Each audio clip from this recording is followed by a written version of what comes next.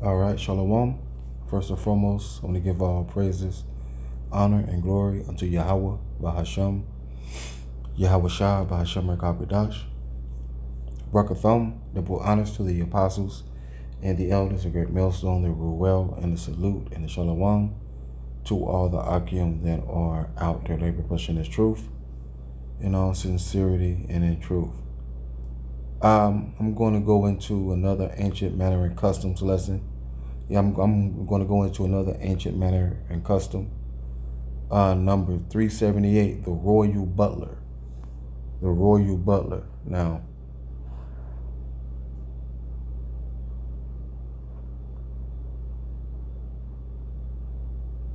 hold on.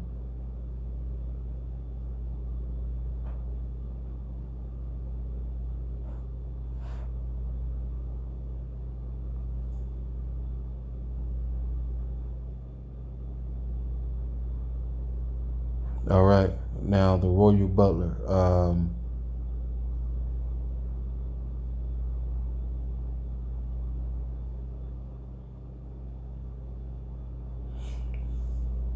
This is Nehemiah 1 and 11. For I was the king's cupbearer.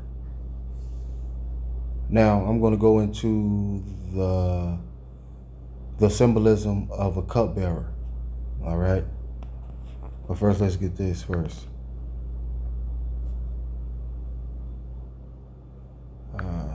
Here it is. 1 and 11.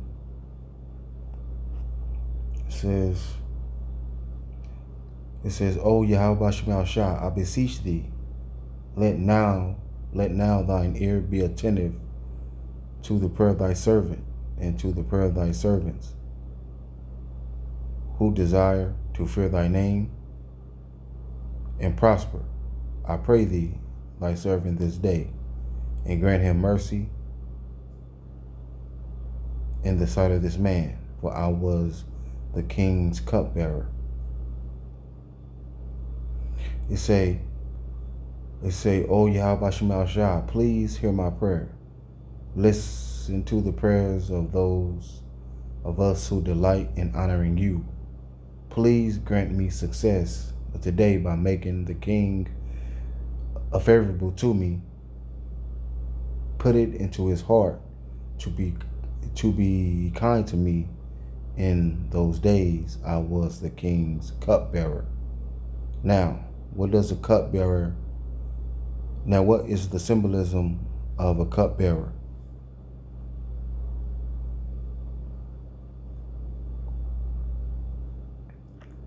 Okay, the symbolism of a cupbearer is a cupbearer symbolizes trust, loyalty, and influence due to their close relationship with the ruler.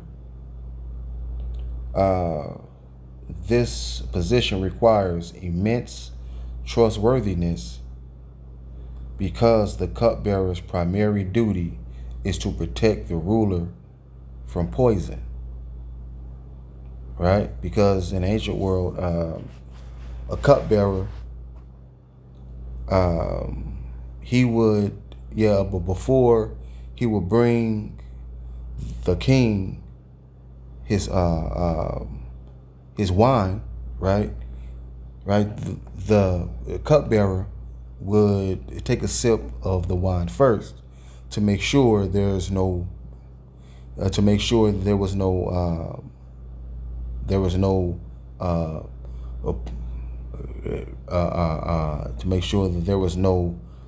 poison in the wine, or that the wine wasn't tampered with, or the wine wasn't spiked. It says, often by tasting the drink first. See, this proximity to power gives them a unique position of favor and can make them a confidant, even a stepping stone to a higher office. Key symbolic meanings: trust and loyalty. The role requires irreproachable loyalty and complete confidence from the ruler. A cupbearer's life is literally in their hands. They are responsible for the king's safety. See, man, so a cupbearer had to have a good reputation. Let's see.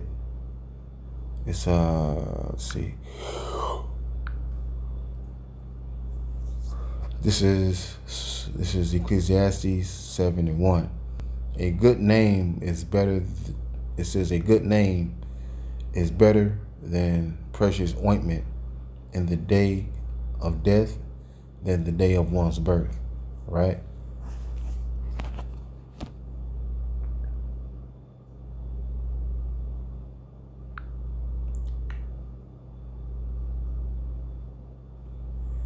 Proverbs 22:1. A good name is rather to be chosen than great riches, and love and favor rather than silver and gold. Right? Hold on.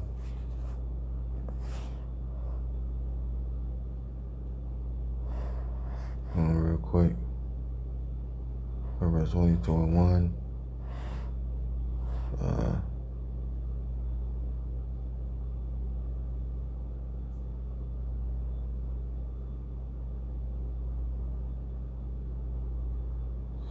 Let's get this.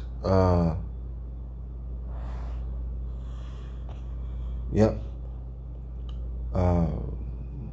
Hebrews 11:39. All it says, and these all, having obtained a good report through faith, received not the promise. Right? Now,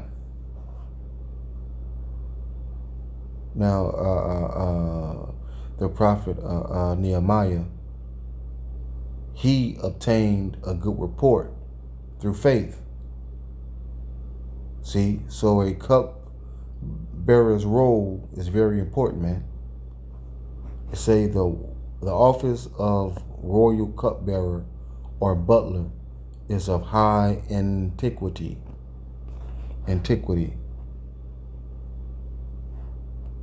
Let's get antiquity.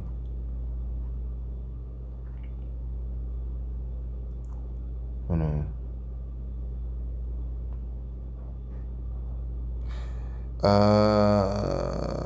Antiquity means the ancient past, especially the period before the Middle Ages.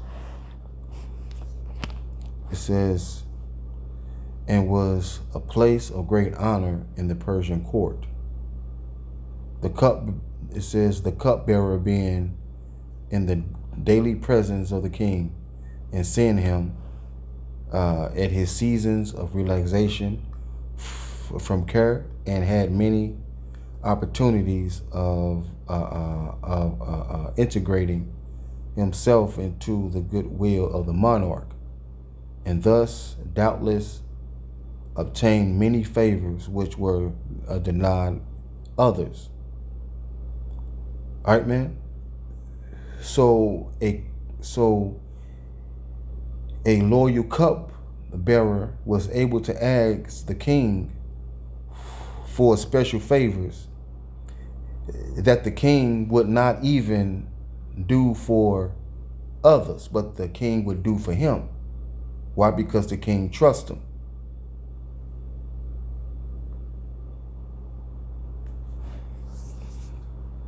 It says cupbearers were generally eunuchs and are often found represented on Assyrian monuments, right? Eunuch.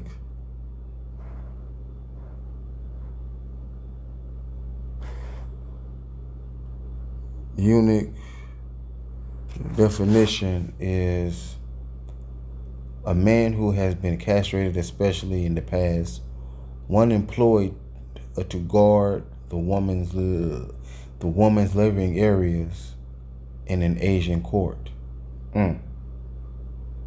So that's what a eunuch is.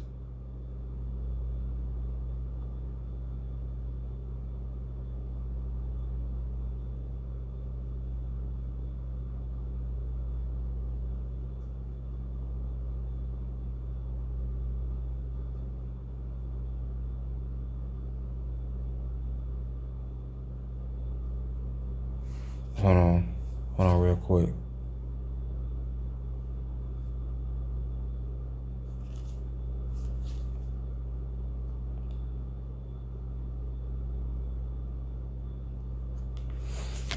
All right. It says, and are often found represented on Assyrian monuments. In these representations, they hold the cup in the left hand, and in the right hand a fly flap made of split leaves of the palm, a long napkin richly embroidered and fringed, and is thrown over the left shoulder for the king to wipe his lips with. Among the Medes and Persians, the cupbearer, before serving the king, took the wine into the cup from the vessels and then poured a little into the palm of his hand and drank it, so that if the wine were poisoned, the king might ascertain it without running any personal risk. Pharaoh had the cupbearers attend to him. Right? Let's get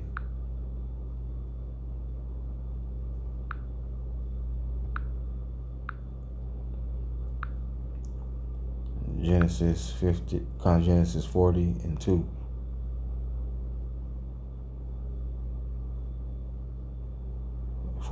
Yeah. It say, and Pharaoh was wroth against his two officers, against the chief of the butlers, and against the chief of the bakers. See?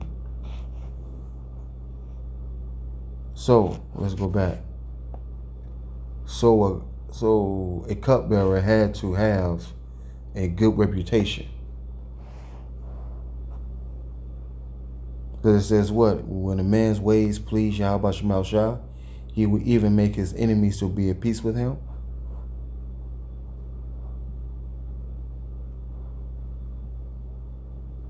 All right, man. So King Xerxes, he had a lot of respect for Nehemiah, right? Because Nehemiah showed him that he was trustworthy and loyal.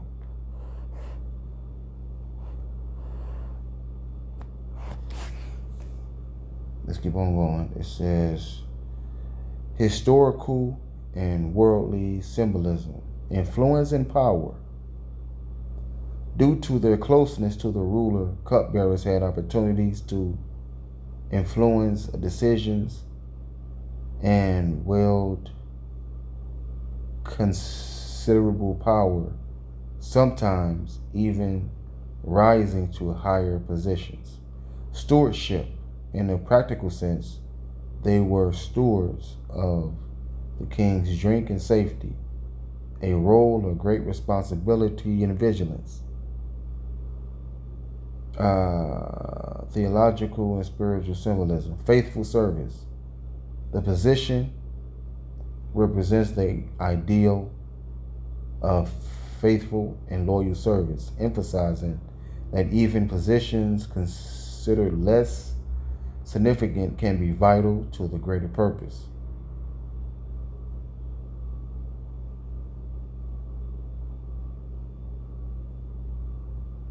Intimacy with authority. The cupbearer's proximity to the king's symbolizes until the king symbolizes the intimate relationship that believers can have with Yahweh through prayer and service.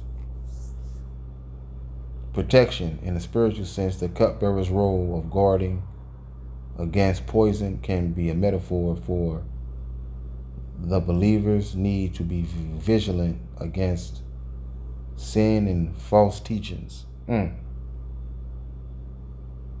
Yep. Providence. The biblical narratives featuring cupbearers like Joseph and Nehemiah show how Yahweh can work through dedicated servants in powerful positions to accomplish his will. See? All right, man. So let's keep on going.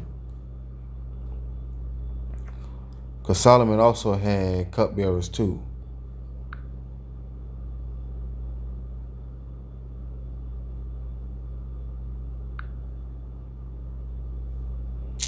Ten and 5, it says,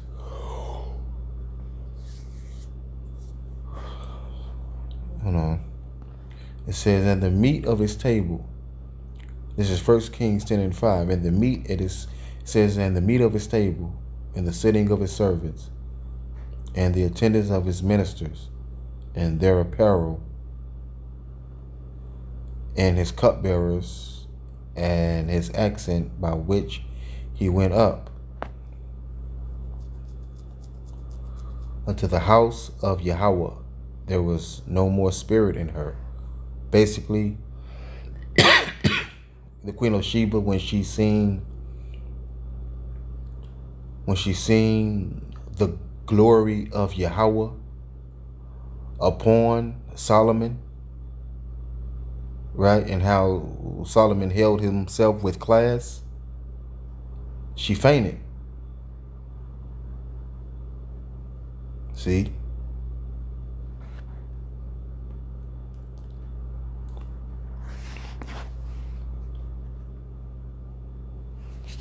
Let me see real quick.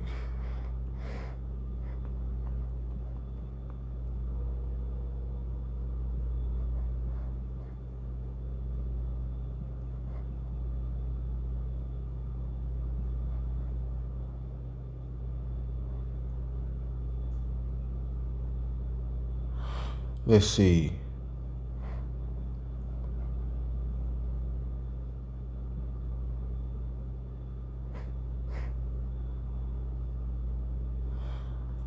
Okay. Now, I looked this up. Would a king ask his cupbearer important questions? Okay. It says yes. A king would ask a cupbearer important questions because the position was one of high trust, often involving a close, confidential relationship with the monarch. The cupbearer's duty extended beyond service to include matters of the king's safety and sometimes even financial and administrative tasks, making them a potential advisor and confidant. See, man? So a king would ask the cupbearer important questions, right? Or ask the cupbearer how he would handle a situation. See? All right, man. So Nehemiah, being a loyal cupbearer, took an extreme amount of faith, man.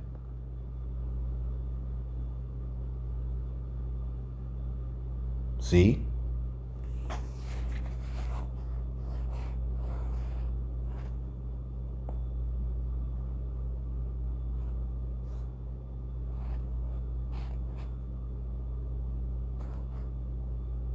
Real quick.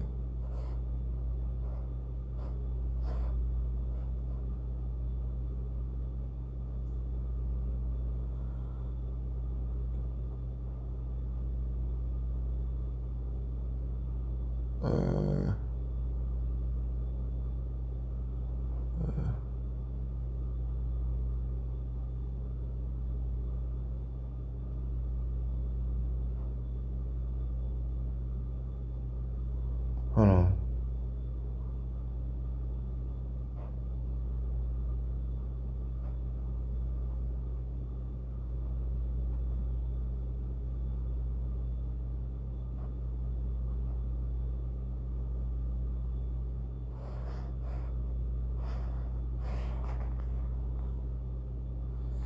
Okay. Now, I just read that that the king would grant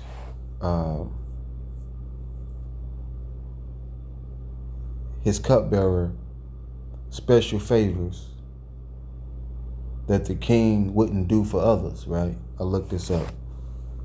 It says, yes, Nehemiah asked King Artaxerxes for permission to rebuild Jerusalem's wall after praying for 4 months for guidance and favor. Nehemiah presented his request to the king, who not only granted permission, but also provided him with letters of safe conduct, timber, and an escort to carry out the task, right?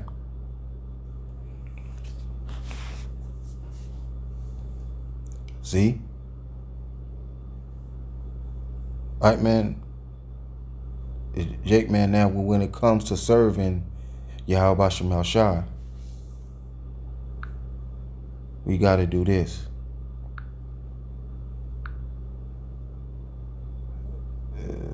Yep, this is Romans 12:11 says, not slothful in business, fervent. It says, not slothful in business, fervent in spirit, serving Yahweh Shema Shai. Right? It says, never be lazy, but work hard and serve Yahweh Shema Shai enthusiastically. See? So we must be fervent in spirit, man. All right, man, we must do everything we can to be on the good side of Yahweh Shema Shai, right? To receive mercy from Yahweh Shema Shai. It says, go, this is Proverbs 6:6, go to the ant, thou sluggard, and says, consider her ways and be wise, which having no guide, overseer, or ruler, provideth her meat in the summer, and gathereth her food in the harvest. How long wilt thou sleep, O sluggard, when wilt thou arise out of thy sleep?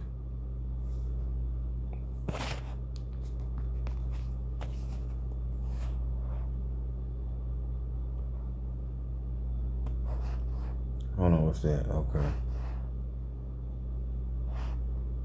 Proverbs 6:9. Verse 10, it says, yet a little sleep, a little slumber, a little folding of the hands to sleep. So shall thy poverty come as one that travaileth, and thy want as an armed man. See? All right, man. So when it comes to this truth, right, we have to seek Yahweh Shema Shai 10 times more. Right? We have to be we have to be loyal, and we have to be faithful to Yahweh Shema Shai, even in the face of death. This is Proverbs 13:4. The soul of the sluggard desireth and hath nothing, but the soul of the diligent shall be made fat. See? Proverbs 22:29. Seest thou a man diligent in his business? He shall stand before kings. He shall not stand before mean men. See? So Nehemiah was very, very, very diligent as a cupbearer, right? And King Artaxerxes trusted him, right? And approved of his request. We say what? Seest thou a man diligent in his business? He shall stand before kings. He shall not stand before mean men. See?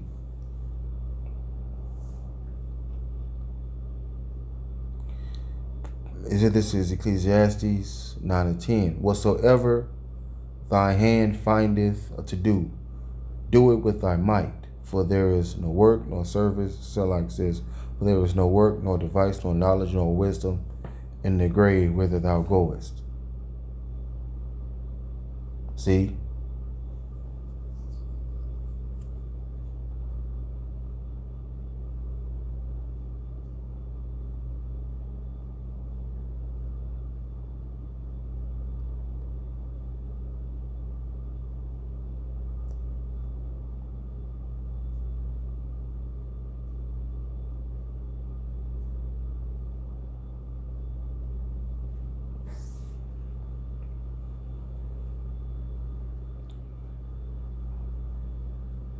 Hold on.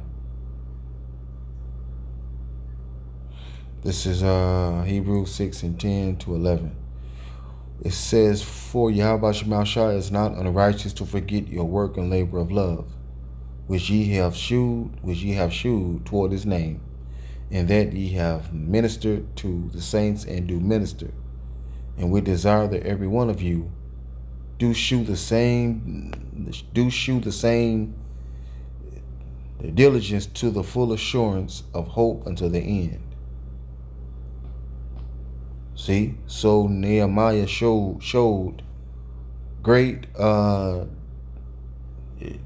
diligence in being a cupbearer.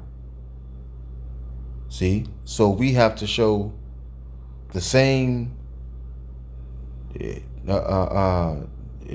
So we also have to show the same diligence in serving Yahweh Shem Shah. See.